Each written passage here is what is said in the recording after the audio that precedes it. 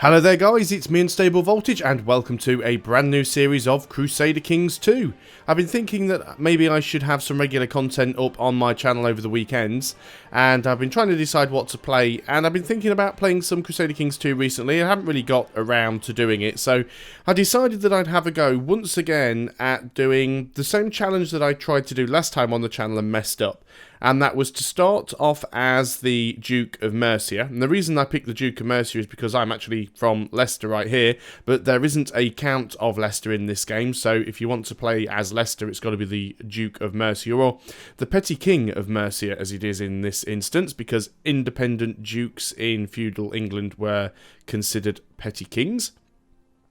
Now, as far as DLC goes, I've got every single DLC with the exception of Horse Lords. I don't have the newest DLC, which I don't really think affects the gameplay really for me because it's all over here. You know, that's not really something that we're going to be bothered about. I've also got the Sunset Invasion DLC, but I've got it disabled because, as I said on the last time I played this game, it's a bit of a strange DLC. It's basically a fantasy alternate history DLC where the Incas eventually come along and invade Western Europe, and it's not accurate, and it's a complete pain in the neck, to be honest. Not playing with Iron Man mode on because this game does have a tendency to crash, and crashing and losing 2 hours of recording because I haven't been able to manually save is a colossal pain in the neck. Do need to check the options to make sure we've got autosave on, but I think I have, so that's not too much of a problem. So let us go in. We are going to be playing as King Offa of Mercia, and we are of the Aisling dynasty. And we're going to be trying to form the British Empire, so we want to become an emperor, the whole of Great Britain, and if we manage that, we're then going to try and see if we can get into Europe itself, which is more difficult than it sounds because of the way ships work in this particular game. So let us go ahead and start loading in. Hopefully this time around I'm not going to make the same mistakes that I did last time, such as accidentally marrying off my last male dynasty member in a matrilineal marriage and screwing over the dynasty. Because I remember at the end of the last game we did have a female ruler for a while, so things didn't work out too well because I messed up big timey. So let's have a look at our ruler and see what our stats are. Pretty poor. We have decent intrigue. I mean, we are an intricate web weaver, but that's pretty poor all around. We'd love to get some more everything. This is terrible. Terrible diplomacy, terrible martial, terrible stewardship. And in fact, at the moment, we are actually over our domain size because we have such crap stewardship. So, as far as my focus goes, I think we will actually go for the rulership focus. That will give us a little bit more stewardship when I unpause, and that should allow us to field a domain of 3. As for my ambition, well, we already have a son and several daughters. We'd like to become the King of England, but it might be a while for that before that happens. So let's go ahead and say we want to amass wealth and see if we can manage that. It might not be that easy. Well, we know our domain size is too big. Hopefully we will sort that out soon enough. So what do we want to do? Well, first of all, let's go and have a quick look at our council. I'm going to leave my Chancellor for now because he's not too bad. Our Marshal. We'd like our Marshal to train troops. We'll get him to work in Leicester because this is where our top holding is, and therefore it's where we get the most troops. Now, what provinces do we actually own? So we own the Count of Leicester, the County of Northampton, and the County of Lincoln. So we own these 3 counties here, which isn't technically the de jure Duchies of Mercia. If we actually go and have a look at that, and I hate the map modes in this game, I can never remember which one's which. So the de jure Duchy of Mercia is actually these 3 counties here. It's Leicester, Warwick and Worcester. But we own these 3 counties. But these 3 counties are actually all in different duchies. Because this one is, Lincoln is in the Duchy of York, Leicester is in the Duchy of Mercia, and Northampton is in the Duchy of Essex. So it's all a little bit messed up, really. But that's fine. We can live with that. It doesn't really matter. It's not of great importance. So you're going to be training troops in Leicester. Our steward, for the time being, can also collect taxes in Leicester, because, again, it's our top holding, gives us the most money. Our spy master, I think, will send you over to Byzantium, because Byzantium always start with better technology than everybody else, so it's good to send the spy master to go and study technology. It can be risky putting them in Constantinople because they do have a chance of getting caught. Sometimes putting them in Thrace is a slightly better idea, but if he gets caught and killed, we'll just, you know, we'll just hire another one. As for our chaplain, I think all of our provinces should be the correct religion. There is a religion map mode in here somewhere. Yep, so all of our provinces are the right religion. It's also worth noting, and this is a really strange thing with the way that the Petty King of Mercia starts out, is we own all of this land here, but also if we go down to Kent, which isn't owned by us because it's owned by a different count, or in this case an earl, it's the same thing. But if we go and have a look, you can actually see that the bishopric here, the bishopric of Canterbury, is actually our vassal, not his, which is a little bit of a weird state of affairs, but that's just the way it works.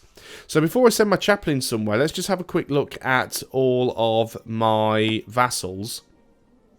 Particularly, we want to look at the bishops, because if the bishops like the Pope more than me, they won't pay me any taxes. They'll only pay taxes to the Pope, which is not something that we greatly need.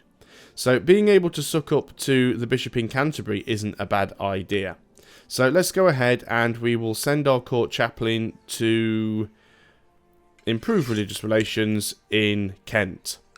So that is good. Now, there was one other thing that I just thought to myself that I really should do, and I've instantly gone and forgotten what that was. I know I still need to send my my chancellor somewhere. We will have minor titles to grant. Oh yeah, we're going to have a look at the laws.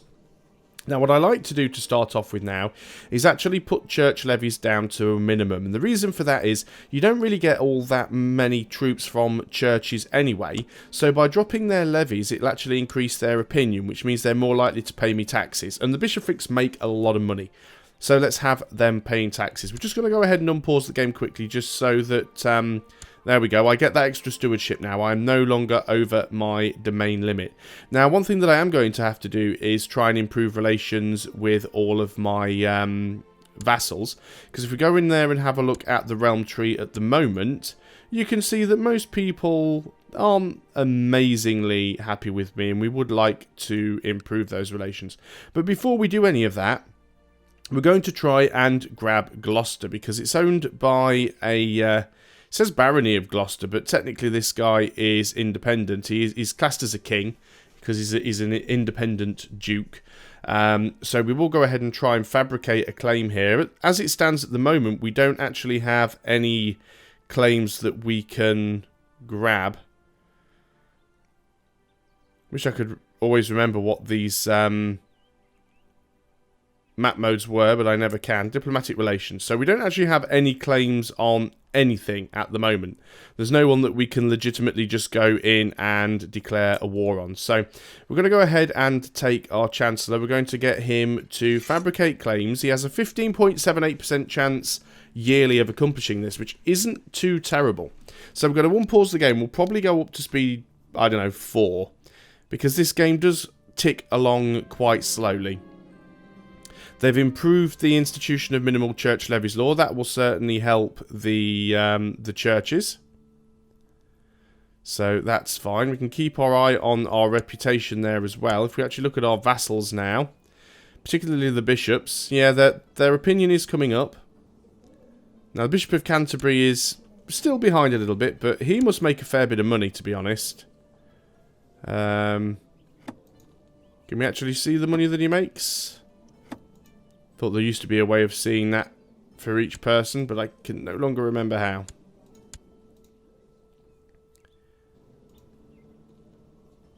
Technology, military, intrigue. What have we got here then? So, travelling poet who calls himself a bard has arrived today. So, we could gain 1 intrigue and 1 diplomacy and lose 5 general opinion. Or this guy...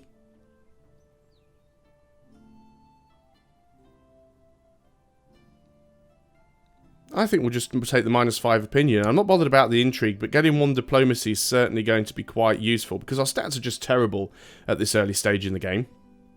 So we'll go ahead and do that. Now, what's our wife?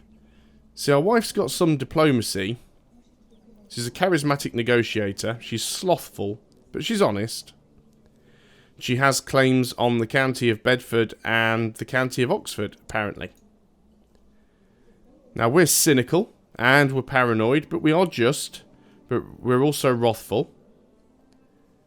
So, yeah, we're not a particularly great ruler. Hopefully, we'll get some better things later on. What about our son? He is 10 years old. He's being trained by our steward. Might be nice if we could get him a better education. Can we find someone better to educate this guy?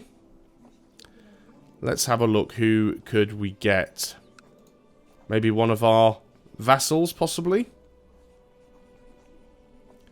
Is there anybody with a high military school?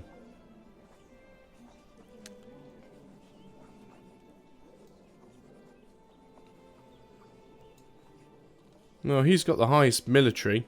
This guy's probably much better. He's got decent military and he's got decent diplomacy. He's a Grey Eminence. And he's in our kingdom, so you go ahead and you educate our son. Hopefully he'll have a slightly better education. There's our top holding there. We will be doing some building upgrades, but I'm not going to rush to do those. We'll think about doing those a little bit later on. What are we making here? 31 ducats a year. So that's not too bad. So a large merchant caravan from distant lands has arrived at the gates of your stronghold. Their leader, a jovial man of massive girth, pleads with you in a strange accent to grant them shelter from the elements for the night. So we can either let them in or turn them away. Let's go and let them in. This is actually a diplomatic event because it's got the blue border. As evening falls, the fat merchant sits by the fire and regales you and the rest of the court with stories of his travels. His appetite seems insatiable, but as you do not wish to prove a poor host, you order your servants to bring in a second serving. So he continues to waffle on. Dawn breaks and the caravan prepares to move on. The merchant insists on leaving you a gift as thanks for your great hospitality. He shouts a terse command in a foreign language and a young man comes forward. This eunuch will serve you well, the merchant says. His loyalty to you, his new master, shall be beyond reproach. So, we could decline the gift, or we could accept it. There's no real negative sides for taking either option. So let's go ahead and we can get a new diplomat called Caleb. Let's just go and have a quick look and see what he's like. Is he better than our current chancellor is the question, because he's a diplomat. And there he is, Caleb. His diplomacy is only 11. Our current chancellor is 16. So he's not all that good. That is fine. So we're not worried about that. So again, we'll just let time tick on because we want to try and fabricate a claim here on Gloucester. What we could do in the meantime as well is we could go and... Well, it's too late to get a summer fair now. No, we could still get a summer fair. I was going to think about doing a feast, but let's go ahead and get the summer fair. We'll probably still have time for a feast later on. But the summer fair brings all kinds of entertainers to Leicester, and a puppet show got my attention when I heard the giggles, laughter and wolf whistles from the audience. After watching the show for a while, I realised that one of the characters was supposed to be me. Well, it's not very lifelike, so his opinion changes by me for minus 15% for 5 years. He's disgruntled. So we're already upsetting people. Always a good way to start off when you're trying to get some decent likeness with the others. Some opinion. Just the word completely eluded me there. And we also need to get our prestige up, because low prestige also causes negative opinion. And, oh, look at that. Same event twice in a row. Does that stack? Is he now, like, on minus 15 with me? I bet he is. He's actually my brother-in-law. Yeah, disgruntled minus 30. So both of those events actually stacked, which doesn't help. So, Marshal Stigand caught the peddlers selling stolen goods red-handed. So we can either execute them publicly, which would reduce local revolt risk, and there's a 25% chance that I'll get the cruel trait, which would reduce my diplomacy even more, but increase my intrigue. It does drop my vassal opinion. Or we can seize his goods and lock him up for a free 5 gold. Well, we're a little bit short on gold in the early stages, so that's not a bad idea. The peddlers are loading their wares and the merchants are taking down their stalls. The jugglers, strolling players and other entertainers are preparing to leave. The summer fair is over for this year and we gain 10 prestige. Very good.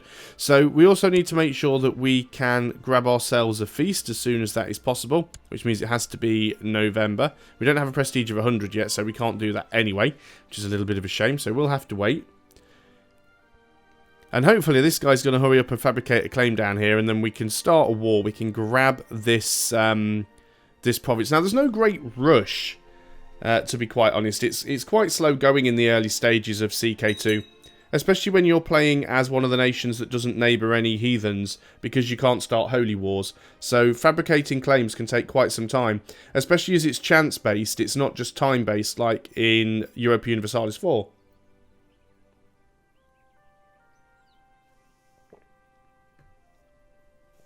We do own probably the most land in Britain, maybe with the exception of the King of Northumbria.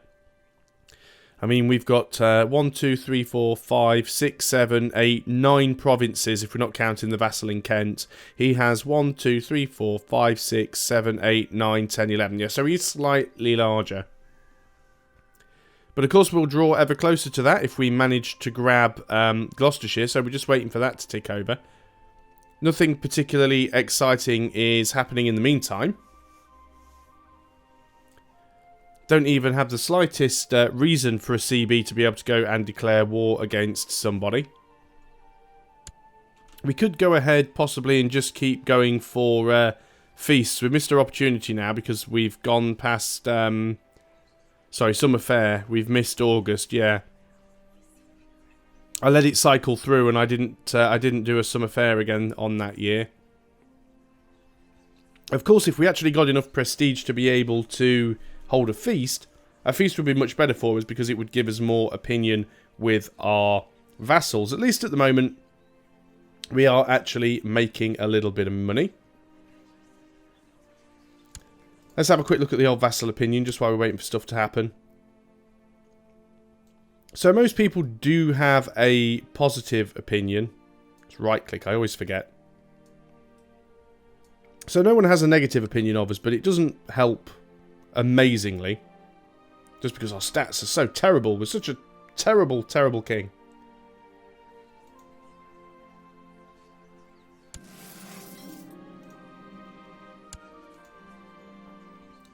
Let us go ahead and have another summer fair. I had invited a monkey trainer to the summer fair and the performance went well until one of the monkeys refused to ride on top of a pig. The trainer beat the monkey with a stick and led other monkeys to attack the trainer, biting him and hitting him with his own stick. Shouldn't someone do something? There'll be a 10% chance of me gaining the stressed trait, which I don't want because it's terrible, reduces my stewardship, my health and my fertility. Or here's your money, I don't ever want to see you again. I lose 5 gold, but I gain 5 prestige. Well, prestige is good, because we're now over 100. We can now hold feasts. Unless we get some sort of negative event to offset it again, which we probably will, because it's CK2. Marshal Stygan caught the peddlers selling their stolen goods red-handed again. That's the event we've had before, so we'll take the 5 gold back that we just spent to get that prestige. Good stuff, it evened out. The peddlers are loading, right, everyone's buggering off, fine, 10 more prestige. The local nobles of Leicester complain about too many peasants entering the city during the summer fair. So we can tell them to accept the peasants, and the Bishop of Canterbury's opinion of us is changed by -25. Or we can give Leicester restricted peasant access, which gives us 5% local revolt risk. We'll take the revolt risk, we're not in any wars, we can easily fight anyone off that we need to. So here we go, we actually have a stewardship event now. During a visit to Nottingham, Earl Wigherd of Derby and his entourage were accosted by brigands who made off with several valuables. Efforts to catch the thieves have failed, and Earl Wigherd is now demanding compensation from Mayor Hereward of Nottingham. The matter has been brought to arbitration at your court. So we can have it seems fair that Mayor Hereward will pay for what is lost, or Mayor Hereward can hardly be held responsible for the theft, or I will personally compensate the Earl. So that will make both of them happier. Now, Mayor Hereward, he's the Mayor of Nottingham, who is one of my vassals. Can I afford to lose 50 gold? Well, I can, but do I want to? Not really. Who do I want to annoy? An earl or a count? I think we'd sooner keep the count happy, or because an earl is a count, basically. It's just what they call them in Britain, in feudal Britain. So, an earl is a count, and a mayor is just a baron, so we'll keep the count happy. Yeah, earl is because, obviously, most of Great Britain is Anglo-Saxon, and earl just comes from the Norse jarl. So it's the same thing, basically. Managing the large staff of servants in your castle is in many ways like managing a small realm. There are many duties to be performed, and getting things to run smoothly is a true challenge. You have spent some time reorganising your household, and your stewardship has improved. Brilliant. So, gain a stewardship point. Let's quickly go and pause up and just go into intrigue. Feast can't be held at the moment because it's not November. So hopefully we'll make sure that we don't overshoot the clock on this one.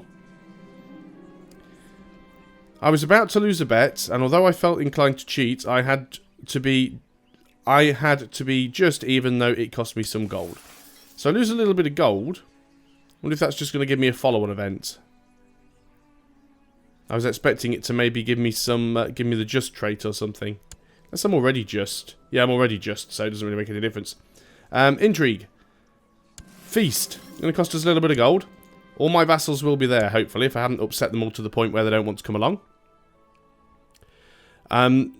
Steward Guthrith has grave news. Part of the castle where the guests would be staying would have to be repaired, or else he couldn't guarantee the guests' safety.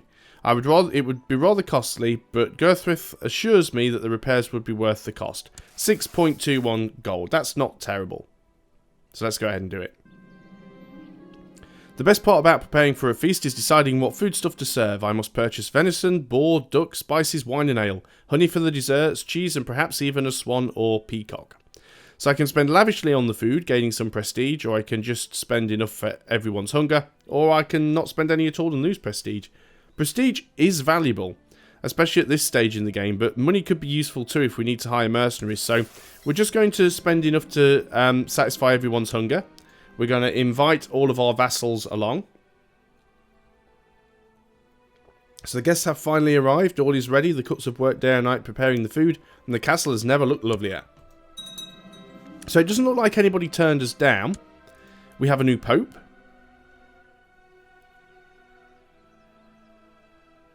So we only have 3 direct vassals at the moment.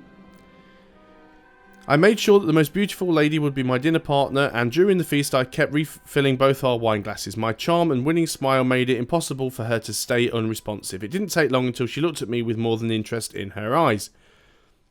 So I like to flirt, but I wouldn't do anything more than that and lose 5 prestige. Or we'd like to show her the castle, especially the bedchamber. Well, we don't want to lose prestige as much as we don't necessarily need a lover. Oh, look at that. She's 19 and I'm 33, you old dog. Well, I'm going to pick that option, simply because I don't want to lose the prestige at this point. The last of the guests has returned home, and everyone agreed this year's greatest feast. So we gain 10 prestige, and for 2 years we get plus 10 opinion with all of our vassals, which is really, really good. If we actually go and have a look now at the realm tree. This is the mayor that was upset with us, which is understandable. This was the mayor that we annoyed. We could try and send him a bribe or something. We could give him an honorary title just to put him into the positive. Let's go ahead and make him master of the horse. Ah, here we go. Finally, my liege, my work in Gloucester seems to have come to fruition. By bribing, cajoling, extorting, and threatening and forging documents, I managed to fabricate a claim on the county of Gloucester, presently held by King Uhtred of Hweiss. I leave it up to you whether or not to use it, your humble chancellor. So if we use it, we'll lose 31 gold and 100 prestige. And this is one of the reasons why I dislike the claim system in this, because it's so expensive to fabricate a claim. Or we can let it go and gain 10 piety. Well, we've been fabricating this claim for several years for a reason, so we're going to go ahead and do it. We do lose some prestige. We've now lost our court chaplain, which is a shame, so we need to appoint a new guy. Highest one we have is someone with a learning skill of 14. So we're going to go ahead and grab the Bishop of Lincoln. And he can continue to improve relations down here with the Archbishop of Canterbury. But that seems like a good place to end the video. And when we come back next time, we will be going to war with Gloucester. So thanks a lot for watching, guys. I hope you are enjoying CK2. I'll see you on the next video. Until then, goodbye for now.